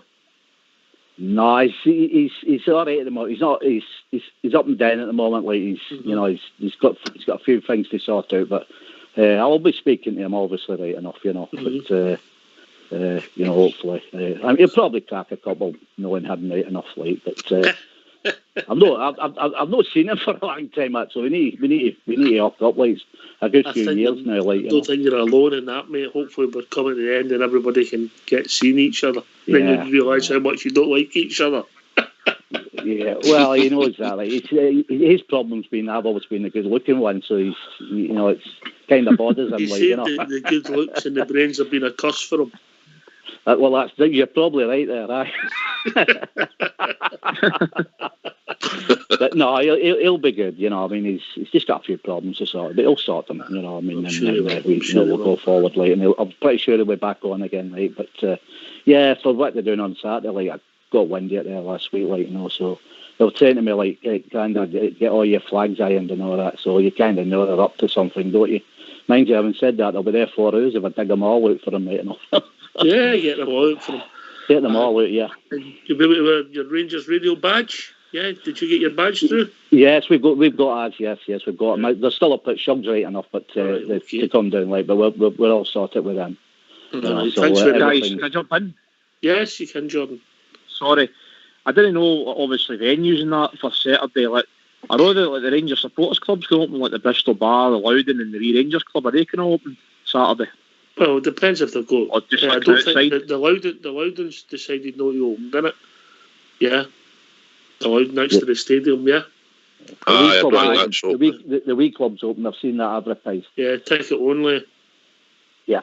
What about the one in Denniston, the Bristol Bar and that? Well, I don't know if they've got a facility. Have you drinking outside? Have they? The Bristol, it's right in the road, isn't it? I kind of I think the Loudon did. I didn't kind of the Bristol bit because I kind of like the Bristol bit more because it's class inside. But I didn't think they've got an outside area at all. I'm not sure, but they might have done something. Maybe I don't know, but I think everywhere will be ticket, Jordan. That'll be on Saturday. Most places, wherever you're going to try and get in, he'll probably be a ticket. I would imagine if any of them are open, like beer gardens and that. If you're stuck, Jordan, use a phone and I'll give you the address of Bridges' house. Just make your way up there, mate. Help yourself. It's a big fridge. Sash bashing that one. Bridgeman saying nothing. He's been all quiet, hasn't he? Just a shocker. These are just shockers. That's all there is to it. It's the biggest American fridge. Honestly, Jordan, it's the biggest American fridge you've ever seen in your life, mate. Don't listen to them, pal. Don't dig in. I've got one myself, by the way. I've got one that's like when Tam was in. I was like Tam at a still game, basically going to buy Winston a fridge freezer. They big £600 ones. It's even better than that one. Mate, £600 loose change to that man. Yeah, yeah, it's shocking. He paid that for his woofer. Aye, didn't he, Bridge? His woofer. His woofer. No, it was a woofer. Oh, brilliant. Bridgeman's fridge is that good, mate. Even pours a drink for you, Jordan. What is it? Is that a bottle of champagne? We got champagne on the go. What we got? They're talking about the Roseville Bar. That's what they're talking about, pal. Jordan, if you get up there, see if you can open his fancy brandy.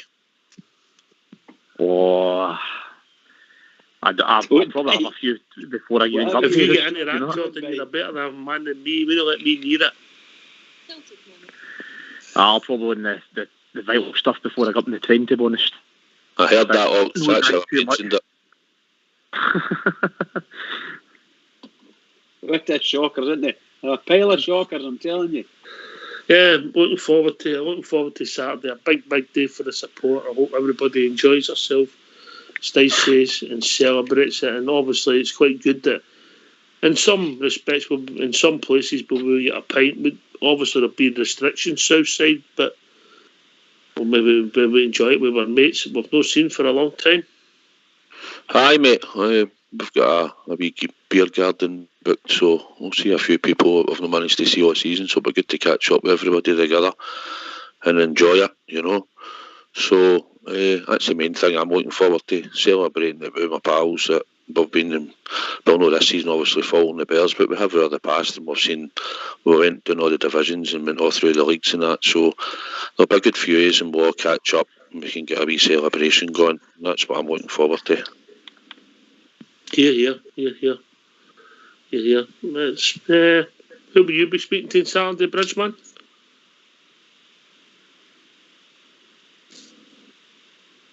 He's away checking his brandy, Andy. Definitely right enough. We have bumped into his house. I dealt with his brandy, don't worry about that. And anything else he's got. I've had one of the big fridges that covered my house. It's that wee right enough, because it goes with a job like my house, so there's not a lot of room in it, like, so my room's going to be well decorated there on Saturday, as I said, right enough. I don't know where we're going to sit, like, once you get all the stuff up right enough, but we'll work it out.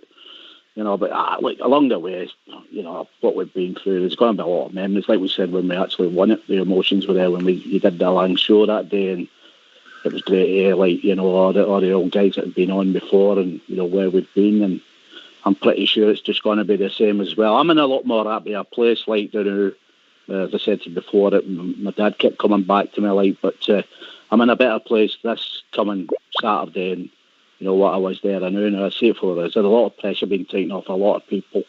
For all the Rangers fans that we've lost the longest journey, that's not going to see it. My heart's going to be, bang on them, to be honest with you. And I'm pretty sure we'll still shed the odd tear right enough, but there'll be joy as well, and that's something good. And obviously, after Saturday, hopefully we go on and make more memories for all ourselves, and especially all the youngsters, as I said many times, coming behind us. I think we've lived with, my patience has been well tested, but we never wavered, did we? We're still here to shout the story, and we're going to get the prize at the end of it on Saturday. So come on, that's good, isn't it? Now, I just don't know what kind of roar we were in up Southside when the manager went up and lifted the trophy, mate. Yeah. Aye. That's the saddest part of all, to be honest. No, we're not going to be in the stadium, but I'm hopeful, and I'm really hoping that come August, every single one of us that have renewed their season books, I'll get in. He's lift that flag, but obviously Saturday, that is just the main disappointing thing, mate. That we'll not get a chance and hear that Ibrox roar. That's the one thing, and then also I think when we do get back in the stadium, I think it's something that probably we've all missed. And you know what it's like. You can turn up at Ibrox Mace games, and a lot of them don't get as excited like Ross County at Ibrox and all that. But whoever the first game of the season is, I think the whole ground should just dance and sing for that whole 90 minutes, no matter where you are. If you're in the Govan, I mean, sometimes the Govan doesn't sing that often in certain games, but everybody, Copeland, Govan, Broomlin, Club Deck, the lot, main stand, everybody go potty that first game, and we can all get back into Ibrox, because that's what we deserve today, and I think that'll be benefit. I think that'll be great for the team to hear. And we've got players out there that we've signed that haven't even heard any is in that stadium at all and played in front of an Ibrox crowd. So, and certainly I'll be off my chair, mate, for as long as I can, as much as I can, when we get back in that stadium for that 90 minutes.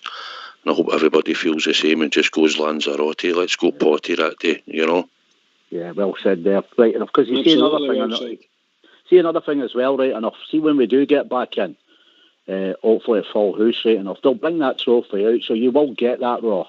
All right, it might not be there on Saturday, but the first time they bring that trophy out, I'm pretty convinced that we've been starved of being in that great stadium. I was like, we will give them one hell of a raw, right enough. I think it'll be far, far bigger on Saturday than what it was when we clinched the league 5 weeks ago there. I think there'll be more about it, I think the Polish know that as well. If you see the notices that they're putting out today, we'll watch you organise it like this. They know what's coming. You ain't going to hold them down, because that happened the last time when we won the league. You look at it now, the restrictions are getting pulled off bit by bit.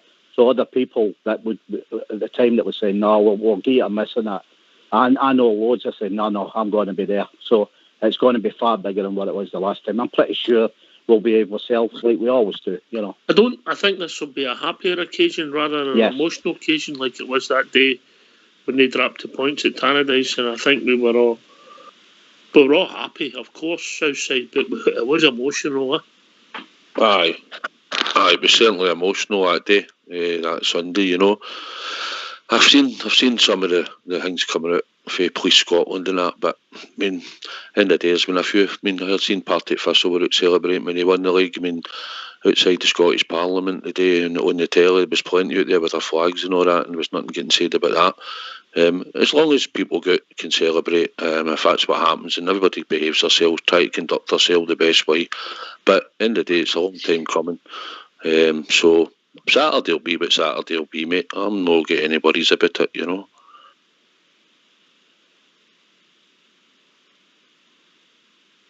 I get where you're coming from there.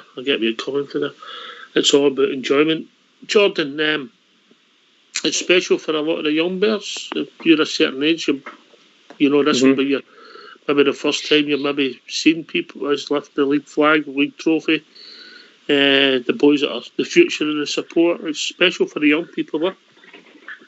Aye, and I just think it's important now that after what they've won their 19th trophies, and obviously what we went through, I'd love to see obviously what a lot of people are saying on Facebook, and you know, chanting "Here we go, 10 in a row," and we're at that thing at George Square. I'd love to see us going around now and become the real dominant force in Scottish football, and then let them do the chasing now, because of course we welcome the chase. But at the end of the day, as long as Gerrard can keep most of the players in the squad, whoever goes, and he builds on that, I'm more than confident win the league next season. Because even if whoever they get as a manager, I still maintain that they've got a much bigger building job to do than what we had when we were coming up in the leagues. I think their building job is more serious than what others was. Oh, I don't know about that, mate. I don't know about that. If you think your team 3 years ago when Gerrard walked in the door, or when they signed who was playing for us, mate, McCrory and who was the boy, Martin at centre half, Foderingham in goals, Andy Halliday trying his best at left back, with Docherty in midfield, Candias, Jamie Lindas, mate. We didn't have a lot, mate. Entirely different team, it. We didn't have a lot, you know. We had to rip it up and start again. Now, some of the players we didn't dislike. Candias was popular with a lot of the support outside it. I like Daniel Candias. I thought he worked hard. Never. I thought every time I watched him, I thought you didn't cheat us. You ran your heart out, even if you didn't have a good game. You ran about, you tried. But I thought you had a good understanding with Tav. And I think for the first wee while when he left, I think Tav was a bit exposed. He couldn't really go up apart and play the 1-2s like he could do with Candias. But when you look at that team and some of the players to what we've got now, it's night and day, Jordan, you know. But it's just the team's got to evolve, mate. As this team, sometimes you've got to be a wee bit ruthless, and this team's done the objective. The past couple of seasons they've won as a league this year. They've done well in Europe, but we've got to progress, mate. We've got to progress the team going forward, and if we get a decent offer for certain players, if the management and the board feel it's appropriate, then if they go, and hopefully if they go, we'll get a better player in, you know, and that's just the way it is, you know. This is where we'll see his boy Ross Wilson in action. It'll be good to see what he's actually about now, because I think you'll really hopefully start to see the best in him now, what he can actually do, what his business is like, if he can spot a good player, you know, just by sight. It'll be interesting to see. Well, we've got players, Jordan, worth money now. You know, I mean, if you look back to the team that Ox has just said there, I mean, where's the players that were worth any money? You know, when you look at the squad, he's made players better, like Glenn Kamara and Joe Aribo, you know, for two. Borner's obviously got better, and we've spoken about Tav, we've spoken about that earlier. So he's made the team and the players better. Now we've got players that are worth money. So that's the way you look at it. He's done a great job, a fantastic job. We've had a lot of bumps in the road. And a lot is probably thought we wanted the success quicker than we've got it, and we're all greedy. We wanted it. When we look back, we should have won a treble, or we could possibly have won a treble this year, and we've probably put Sparta Prague out if we hadn't won the league so quick. I think we might have went another round of Europe. But hey ho, the main point is that's all just wishful thinking, mate. It's just that we could have won, but at the end of the day, 55 was what was needed, and that's what we won. So that's it. That's it. That was their holy grail was getting to their own. That's to honest, us winning the league has absolutely killed them at the end of the day. They can go on about quadruple trebles all they want, but the thing that they wanted most was the 10 in a row, and we've just absolutely crushed them with that. And that's the best thing I love about it, to be honest. The reaction. Oh well, you've got to laugh, haven't you? You've got to laugh. All the banter and there. Oh, definitely. Well, I mean, we always knew that was coming. I mean, they're a different league. Dave King. He told them. Just one league, it'll all fall. Like, I mean, look at them, they're running away like there's no tomorrow now. I mean, is there going to be anybody left by the time they've all bailed out? You know, I mean, I'm not, like you say, we're not bothered about them. Look, we're in it, we've got to sell into a place now. I liked it, what Stephen Gerrard said is what we said as well, right enough. He knows, he turned around and said, 1 trophy out of 9's not good enough. So he knows that he wants to take Rangers to the next level, and the next level of being a Rangers fan that we've always been, and when we were in good times, was not just winning championships, but winning cups along with it. Even when they were dominating in the 9, we'd pick up trophies here and there. You know, obviously we pick some up. So he wants to rectify that. I mean, he's said it on a couple of occasions before the start of any of the last 2 seasons. My first priority is the League Cup. He said that himself because he wants to go there and win that final and get that winning feeling. We're going to be all right. It's like you said. Oh, yeah, we're disappointed. Nobody bigger than me. I was mumping my gums like mad. We get done to St Mirren and then St Johnstone. But, you know, start of the season, like you say, guy, would you take that? So you said, bite your hand off. We've done what we had to do. There was never 9 on the 10 on the table anyway. You've got to win 9 to win 10. But, you know, what they would have said and what they've done with, you know, beating it. But no, we're in the right place here now. I'm pretty sure he knows. I think he'll strike when it's right. The couple of business that they've got done now with this fashion guy and whatever, the couple of guys and the Lloyd Boy, right? I'm convinced that's not his big guys. There's a wee bit of money there to go and get, because we need some kind of quality around the youngsters and the new ones coming in as well. And, you know, we keep saying it, if we want to get into this Champions League, we've got to be prepared. And in our case, we've got to be prepared because before the rest start, because we actually go into the qualifiers. So we've got to be totally prepared for that. So he's wanting to jump as quick as he can to get the players. And I think with the COVID, I don't know if it's me just open, but I think with the COVID, I think there's some stars out there with these clubs down here that are in multi-million pounds of debt. You know, you never know. Knowing Gerrard, the contacts he knows, we might pick up a gym that goes, geez, how the hell have we pulled him off? You just don't know. There's no, it's just crazy now. Let's get the celebrations out the road, get it done, and then see what's coming after it. And I'm pretty sure it's going to be good. We're in a good place. I keep saying that now. I believe he's all now. I was a bit dodgy one hour. Under 21 manager, blah blah blah. Well, he's pulled me wrong. Long may it continue, and let's take us forward even then. You know, our old man's up. You know, I got it wrong. Shumps called it. You know, he actually said to me, he called it how he actually thought. Right at the beginning, he said, no, there'll be a bit of that. He says, we'll stop him when the so-called comes. And everything he said to me back then, he'd been right. You know, so, you know, and a lot of you guys have said the same thing. I'm impatient, as you know, like, if we don't win a game, then I'm going nuts. Why are we not doing that? But you've got to remember, like you said, that team that we had there earlier on, it gives you the fear thinking about it now. Yeah, big picture, definitely. But we're going to go forward. We're going to be okay now. Hopefully it's our time now. I mean, what follows after we stop the first 9, or the first so-called 10 that we're going for, what follows after it, we'll take that in a heartbeat, won't we? That's the first thing you see when you walk into Bridges Hall. A self-portrait, life-size. It's a big picture, you know. So, what a shocker! Do you know what? That big chandelier caught my attention, Ox, to be honest. Oh, the crystal chandelier. Then you get Del Boy to clean it then, Bridge. Oh, no, definitely not. That was a great moment. Right, Grandad, you ready? Yeah, right, okay. Brace yourself, Bridgeman, brace yourself. Brace yourself. Fantastic stuff. They were classics, right enough. They were classics. Andy, Bridgeman's the only guy, he's the only second person I know that's got a personal butler. Personal butler. Is that you talking about the buses? Butler, so you butler. Brilliant. I'm getting you, butler. My old man used to love him. That inspector, like he used to just laugh at him, and he just you know, he didn't have to say nothing. He just laughed at him. That guy. Bring back memories there, Bridge. You know, the old guys brings you back to back in the day there when my old man was around and all that. He used to come in absolutely pissed and what do you call it?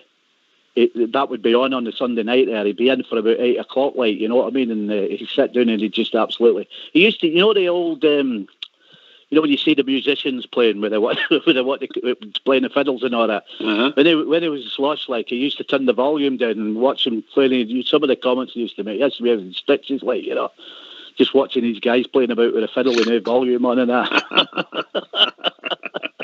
Oh dear! Brilliant sense of humour. A brilliant. He had that. All right. He was a bugger as well, right? You know, don't get me wrong. But listen, down in Yorkshire, apparently there's a big story to that boy. McTominay, is it? No, McTominay. Who's the other one getting a fight with the fans today? I've not seen that. I've not seen that. McBurney it was. He was running about. He was running about there a couple of weeks back with his Rangers gear on and all that. He's Rangers daft, is it? Oh, his Rangers daft. So as I say, I've not seen anything. I'll have a look at the news. But if he's running about in, you know, certain places down about Leeds, Sheffield with his top, and he could, especially being a football player, it's not a good idea, is it? Rocking about the streets with your Rangers supporters, with somebody having a pump at you, wouldn't it? You know. Surely you're going to watch what you're saying and doing. You've just got to do it when you're outside, for goodness sake. No, it doesn't take much to upset people, you know. I did see something about him walking about in his Rangers shirt, right? How true it is to the rumours and rumours, you know, but not a good idea. We're looking forward to Saturday, but we've got to get Wednesday night out of the way first, Jobin. Yes, absolutely. So as I say, I struggled with it a few times. But the way this Rangers team's maturing now, I'm more confident we'll get the job done anyway. I don't think it'll be, you know, just settling for a draw. I would love to think Rangers will get a win and comfortably, and then we just focus on Saturday. But it's just a bit as you say, guys, since the start of the season, just taking one game at a time. That's all we have to do. Yep. One at a time. Number 37 out the way on Wednesdays. Southside. Hi mate, hopefully we get the win and we come back injury free. That's what we're looking for. And just on Saturday as well, that's we can look to lift the trophy. And the one thing I'm going to be I'm no sentimental about players, because players come, players go. We enjoy them when they're here. We've all got favourites, but sometimes when they're here, but when they go, they go. But Tav, for me, I think he deserves to lift the trophy. I think for the time he's been at the club and he's been through, but all his supporters have went through away him at the time. So for me, it's fitting that he's fit, and hopefully he'll still be fit come Saturday. He'll be on the park, and then he'll go and lift that trophy. I think he deserves it, mate, and I think that's fitting that he's the guy who's going to lift it. You know. He's had quite a tough journey at the club, Bridge. Started well, then he's fought back. It must be mentally tough. Oh yes, it's a couple of really good seasons and an absolutely fabulous half a season this season, and then something's happened. I don't know whether he's took a wee knock and then another knock and so on and so forth, to the point where he actually couldn't play properly, and they've sent him for whatever the scan, and the scan says no, you're out, and he was out for quite a while. And we saw him coming back. He was quite ginger about it, but I think the last game he had against Celtic, he was very, very good. That he played really well, and he actually looks as if he's getting close back to where he was, because you're talking about someone who's a supreme athlete, run on it all day and all night, you know, to pop up in the strangest places too. And I mean on the pitch, I don't mean any funny places, you know. But seriously, he's a wonderful, wonderful specimen of a man, and he's your captain at the moment. So I just want him to continue. That's what I want. Andy, did you see it coming with James Tavernier for day one? Fox has always been a big fan. Well, you know my opinion on him right enough. I mean, I'm going to, say what, for him, yeah, definitely for what he's been through.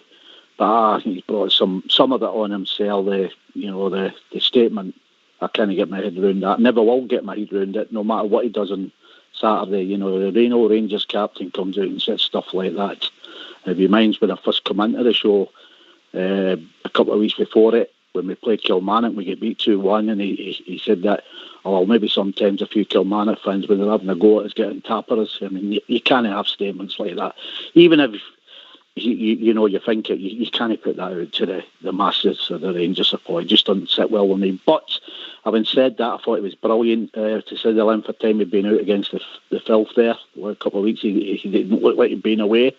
So I had my hands up there. And for him to pick the trophy up, yes, I do. I mean, that guy's had to suffer some torrid time, especially against them. So, you can see the beamer that's going to be on his coupon now, can't you? You really can, because he likes a wee smile and all that. So you can see it's going to be from cheek to cheek. So, yeah, on that, good on him. But the wee things for me, that statement just kills me, even now. I just can't believe it. If you're going to die live in there, please do it quietly. Yeah. Right. But that's what I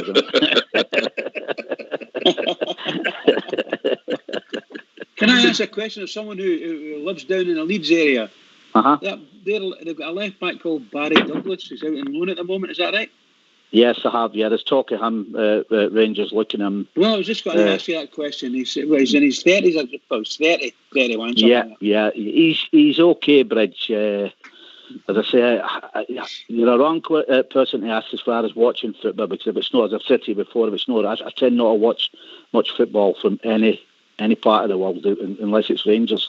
And the only time I see the Scottish teams is when they play us, if you get what I mean. I know what they're about and what there is, but the guy that I would like to see Leeds, and he has actually made a mention, and I've seen that in the local paper about 12 months ago, is Dallas.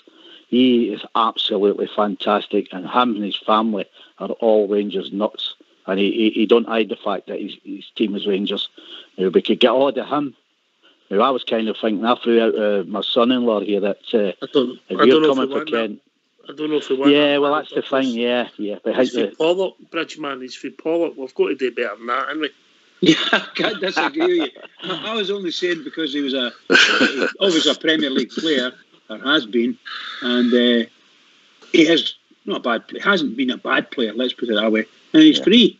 He's free at the end of the season, as far as I'm led to believe. So Reg, Dallas is the man. If we're looking at anybody at Leeds, Dallas is the man we should be going for. That man is fantastic. You're talking a lot of money for that. Yeah. We couldn't afford Dallas. No, we couldn't. No. But you never know. Football's strange, isn't it? The Kent thing. You don't know. That's honestly, kid, son-in-law season ticket knows a lot of the big guys in there. Does a lot of work for them. It's sitting in their boxes, and they're saying that they're prepared to definitely go to 25 mil. Well, you never know. It's nothing else. It's just me just off the top of my head here. Well, we'll give you 20 million, you can take Dallas. You don't know. Strange things happen in football. And as I say, Dallas did.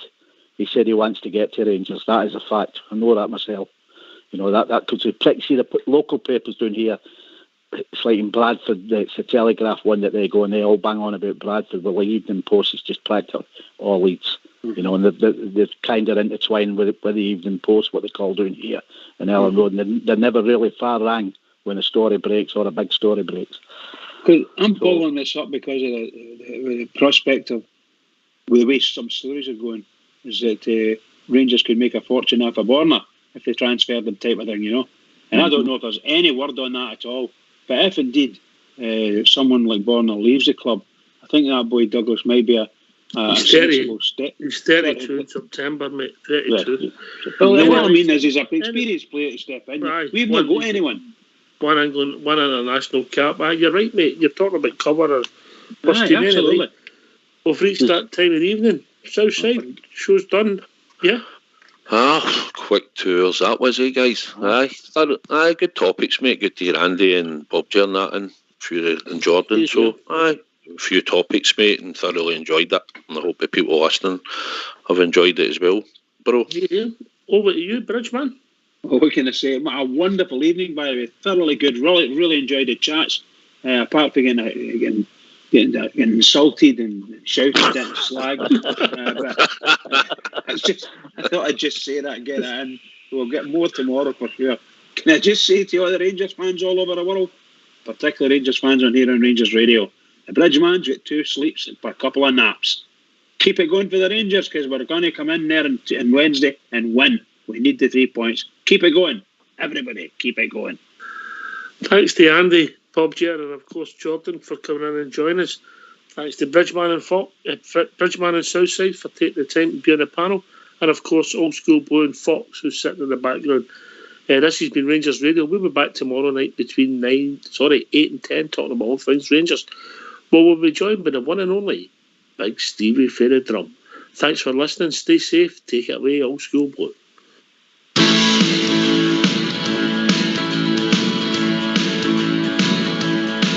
We love you Rangers, we do. We love you Rangers, we do. We love you Rangers, we do. Oh Rangers, we love you. Stephen Gerrard came to Ibrox along with Gary Mack, and they were set the challenge to bring the title back. Till the tea arrived, till the end of the flex gone. And we sniff it out to see the league flags finally won. We love you Rangers, we do. We love you Rangers, we do. We love you Rangers, we do. Oh Rangers, we love you. We had McGregor, Taven, Golson and Bournemouth happy back. Alfie Kent defeat and the fallen attack. Davis, Jack, Kamara, Arthur Hadji came alive. With Hamilton and Balogun, they won his 55. We love you Rangers, we do. We love you Rangers, we do. We love you Rangers, we do. Oh Rangers, we love you. Not forgetting Jory boys, then we could me fit. Like Edmondson, Stuart Barker, we knew Danny's bit.